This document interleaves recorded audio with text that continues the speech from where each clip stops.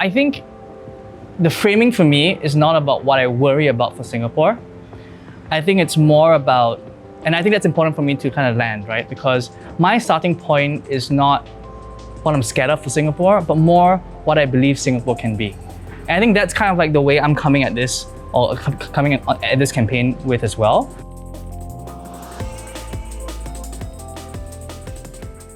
Sometimes when people think of consulting, think about pure strategy.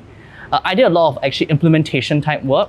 So a little bit more real in that sense, in terms of actually figuring out how to execute on particular initiatives and actually work with client teams to actually get things done in the field. So that was kind of the work that I did in consulting. And that actually taught me the importance of getting the details right, focusing on the small things and not just the big picture.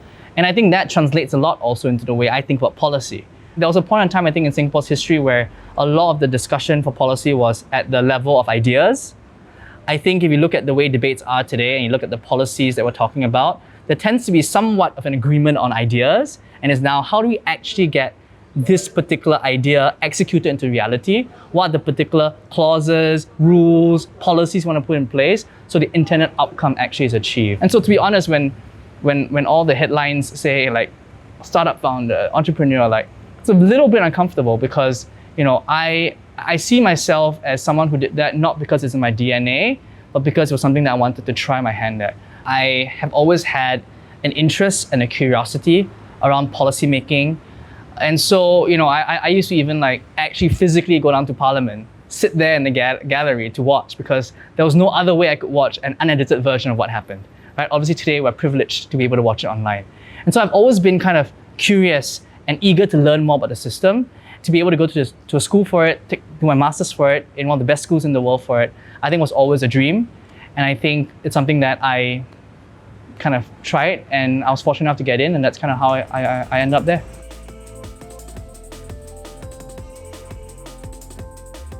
I think ultimately, my point of view is slightly different. Because what I believe is not just about the quality of the people that sit in government, but also the structural design of government and the structural design of how we build policy.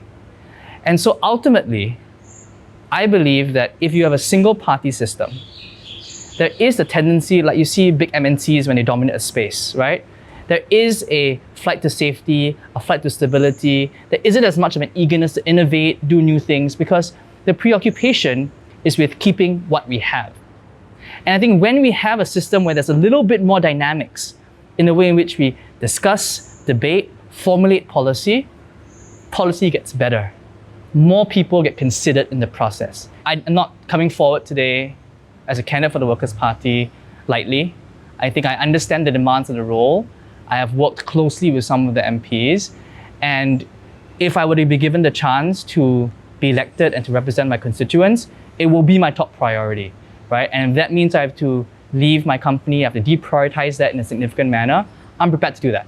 Right? I would not be putting my name on a ballot paper and sitting here with you today if I wasn't. I'm definitely not the content matter expert in it, but I think it's one area that I want to examine a little bit more. Right? And that's Workfare Income, the Workfare Income Supplement program. But one of the weird or odd features of the system is that it insists on including overtime pay within how we calculate whether somebody's eligible for it.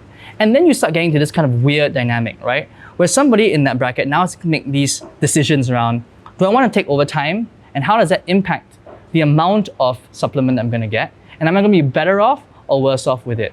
I understand the point, right? You don't want people to make too much or to kind of game the system.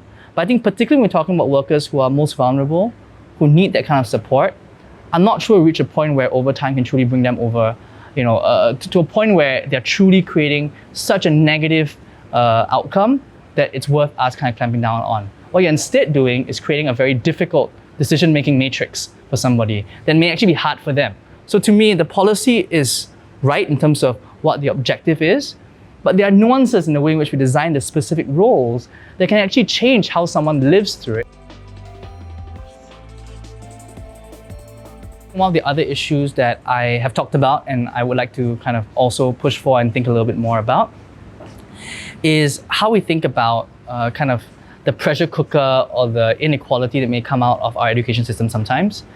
And there are two specific areas that I have been thinking about a little bit, which is number one, kind of class sizes, right? I think, Singapore still by kind of many comparisons has relatively large class sizes. And I think if you talk to some of your friends who have kids in schools, it can actually go to as high as 35 in a particular class, right? And I know that there's been a lot of, the position by the government is that, hey, with AI, with technology, we can kind of reduce this class size quite significantly. I think teachers are still important. I think there is still a need for the human element and the intervention there. And there's still the value in that being a big part of a child's learning experience. So I think we're not quite there yet with AI. The second, I think, is tuition, right? I think I grew up having some tuition, maybe not as much as some other folks have, but I think it's only grown significantly since then. It's a $1 billion industry in Singapore. There are a couple of things that reveals problems of, right? The first is, it's possible that tuition covers up some real gaps in our system. It's possible that some kids do well in school, not because of school, but because of tuition. And maybe we say, hey, if kids are doing fine, no issue, right? But the problem is, there is a large segment that don't have access to tuition. They cannot afford it, cannot afford the quality maybe that some other folks have. And that's where you start creating a lot of disparity, right? And so I think it's probably the right time now to think about how we can, number one, try and soften this cultural affinity or stickiness for tuition. But also on the other hand, while we're doing that, think about ways to support folks that don't have access to it, to be able to have ways to get tuition, get that kind of additional enrichment classes outside of school so that they're able to be on the same level and have the same helping hands that everyone else in schools have. There are a lot more folks coming forward. There are a lot more volunteers willing to help out. I mean, I think about my own experience, right? I started out being so afraid to come forward, so afraid to be seen. And now the volunteers come forward, walk with us every single week, are willing to be in photos from day one, right? I think certainly there's been an evolution of the support system that we have as a party. But I think at the same time, the same thing I felt in 2011, it's the same thing I felt today, which is the people who come forward have an incredible passion for what we're doing, and that has remained the same. Because I always think about how there's really nothing in it for them, right? They're here because they care about the cause, they want to do their part, in whatever way, small or big it might be, and that's all that is guiding them. And I think that is what's so powerful. It was the same then, maybe even more so then because there were more barriers then, but it's the same today.